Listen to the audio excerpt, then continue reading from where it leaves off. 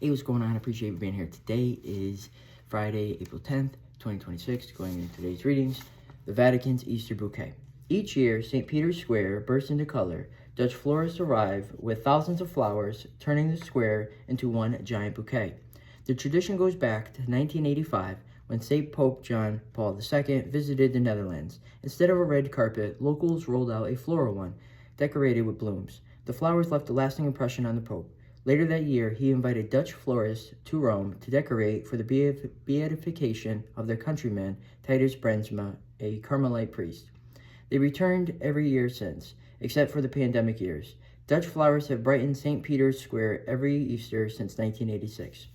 As you might imagine, it is no small job to transport thousands of flowers from the Netherlands to Rome.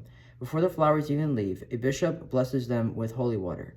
Then they're packed onto semi-trucks for a 2-day drive to Rome. Once there, Vatican gardeners, Dutch florists, and volunteers unload and arrange the blooms. From Holy Thursday and Holy Saturday afternoon, volunteers place the flowers around a 170 square meter square. Tractors and trucks haul larger plants into position. Last Easter, the colors were red, yellow, orange, green, and blue, matching the logo for the 2025 Jubilee year, Pilgrims of Hope. The steps of St. Peter's Basilica held 39,000 small daffodils, 18,000 tulips, 2,500 large daffodils, and 8,000 hyacinths.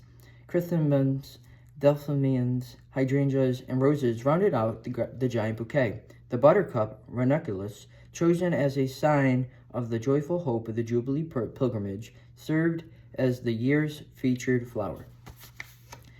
Matthew chapter 28, line 8.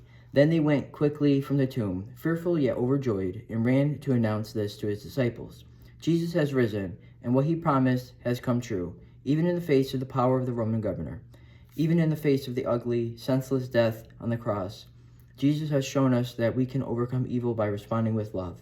Even in the face of all the sad and terrible things that can happen in life, broken relationships, lost jobs, problems, sickness, Jesus has promised that we can overcome evil by responding with goodness. Sometimes it is awfully hard to believe in that promise. Maybe it would be easier to accept if I could see the promise work out on a larger scale. If Russia and Ukraine came together and made peace, it would make headlines and we'd say the world is now a better place. I might believe in the promise if responding to violence and hatred with love led to peace in large-scale situations. Maybe. But with the small-scale stuff, responding with love and patience and prayer to the family jealousies and petty problems that go on every day in life just doesn't seem like it can have much effect. But at the time, the crucifixion of Jesus was small-scale stuff. It was nothing on the world scale. It was nothing on the scale of Israel. It wasn't even big in the city of Jerusalem. One person getting killed in that city didn't bring anything to stop. But look what Jesus did, what he said. He responded with goodness and love, and it made this world something that it had never been before. Perhaps I need to try responding to my problems with goodness and love the way he did. Spend some quiet time with the Lord. I appreciate you for being here, and I look forward to sharing tomorrow's reading with you.